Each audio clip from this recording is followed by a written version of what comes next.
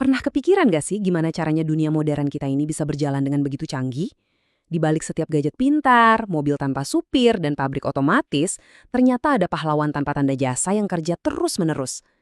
Hari ini, kita bakal bongkar rahasia teknologi tersembunyi itu, sensor. Coba deh lihat sekeliling kita. Gimana caranya lengan robot bisa tahu dengan presisi di mana harus mengambil barang? Atau kok bisa sih ponsel kita tahu kapan harus memutar layarnya secara otomatis? Pertanyaan utamanya adalah, gimana caranya semua mesin ini bisa merasakan lingkungan di sekitar mereka? Jawabannya sebetulnya simple banget, tapi dampaknya, wah revolusioner. Cuma satu kata yang jadi kunci semua keajaiban teknologi modern. Sensor. Merekalah yang ngasih indera ke mesin, yang bikin mereka bisa berinteraksi dengan dunia fisik dengan cara yang dulu mungkin cuma ada di film fiksi ilmiah. Jadi, apa sih sensor itu sebenarnya? Gampangnya gini deh, sensor itu kayak jembatan. Mereka itu penghubung antara dunia fisik yang kita rasakan, panas, dingin, gerakan, cahaya, dengan dunia digital yang isinya cuma data. Sensor inilah yang menerjemahkan realita jadi bahasa yang dimengerti sama komputer. Oke, sekarang yuk kita bedah lebih dalam gimana sih indera-indera tak kasat mata ini bekerja.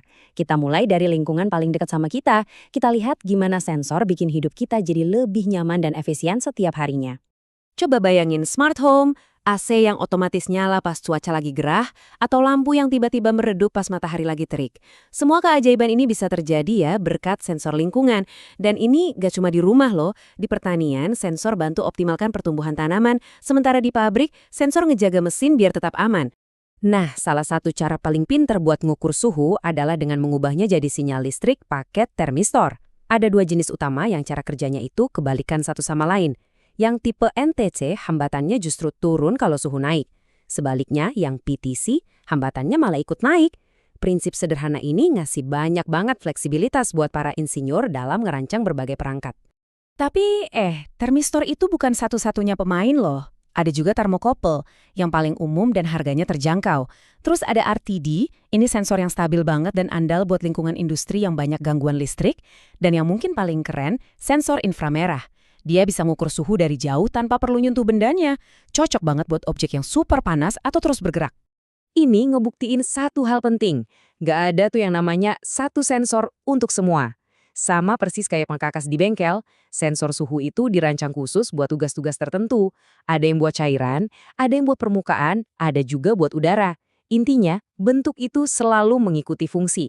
Oke, beres soal suhu. Sekarang, gimana ceritanya perangkat kita bisa tahu kalau ada sesuatu di dekatnya? Atau gimana cara mereka merasakan gerakan? Nah, disinilah kita masuk ke dunia sensor gerak dan jarak. Kalian mungkin nggak sadar ya, tapi sensor-sensor ini tuh ada di mana-mana. Pintu otomatis di mall, itu pakai sensor jarak. Ponsel yang ngitungin langkah kaki kita, itu sensor gerak. Lampu keamanan yang nyala sendiri pas kita lewat, itu juga sensor gerak. Mereka udah jadi bagian yang nggak terpisahkan dari hidup kita sehari-hari. Terus, gimana cara kerjanya? Ambil contoh sensor induktif. Ini pintar banget. Dia itu bikin semacam medan magnet yang nggak kelihatan di sekelilingnya. Begitu ada benda logam masuk ke area itu, medan magnetnya jadi terganggu. Nah, sensor ini langsung mendeteksi gangguan itu dan kirim sinyal. Makanya sensor ini andal banget buat deteksi logam di pabrik. Terus gimana dong kalau bendanya bukan logam? Tenang, kita bisa pakai cahaya atau suara. Sensor optik itu kerjanya kayak mata mini. Dia bisa tahu kalau ada seberkas cahaya yang kehalang. Sementara sensor ultrasonik kerjanya mirip kelelawar. Dia ngirim pulsa suara terus nunggu pantulannya balik lagi. Keduanya berguna banget buat deteksi tanpa sentuhan. Selain deteksi keberadaan objek, sensor juga bisa ngerasain gerakan itu sendiri. Nah, ini tugasnya akselerometer. Perangkat kecil ini tugasnya ngukur percepatan alias perubahan kecepatan. Dia bisa ngerasain tarikan gravitasi, itu sebabnya ponsel kita tahu kapan harus miring dan juga bisa ngerasain gerakan pas kita lagi jalan. Dan ya, sama kayak sensor lain, akselerometer juga macem-macem jenisnya, buat kebutuhan yang beda-beda. Yang tipe MEMS itu murah dan ada di hampir semua ponsel kita. Yang piezoresistif jago banget ngukur benturan keras, makanya dipakai di tes tabrak mobil. Terus ada piezoelektrik yang super sensitif, pas banget buat deteksi getaran-getaran kecil di mesin industri buat prediksi kerusakan.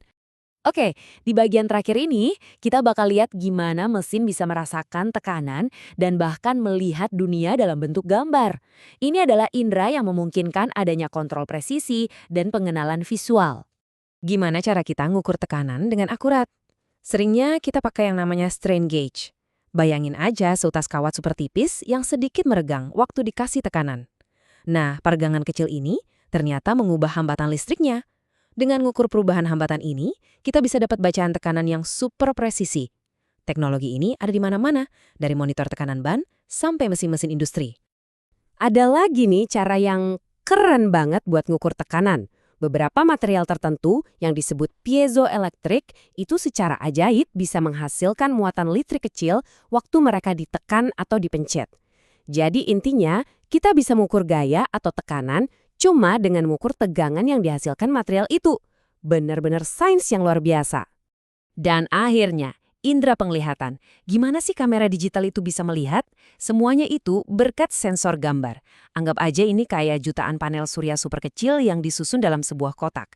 Setiap sel kecil ini, yang kita sebut piksel, ngukur seberapa terang cahaya yang kena ke dia, terus diubah jadi sinyal listrik. Jutaan piksel inilah yang kalau digabungin jadi sebuah gambar digital.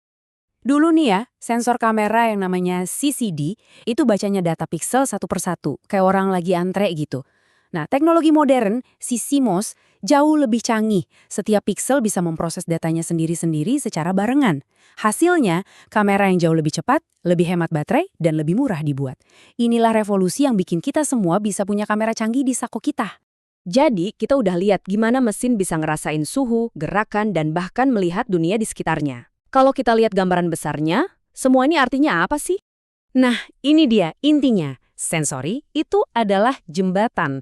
Jembatan super penting antara dunia fisik yang kadang nggak teratur, analog, dan susah diukur, lalu mengubahnya jadi data digital yang terstruktur dan bisa diolah. Tanpa mereka, dunia pintar yang kita kenal sekarang ini nggak akan pernah ada.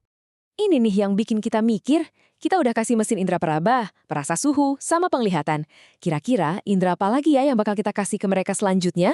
Penciuman? Pengecap? Seiring sensor jadi makin canggih, kemungkinannya benar-benar nggak terbatas. Terima kasih sudah menyimak pembahasan kali ini.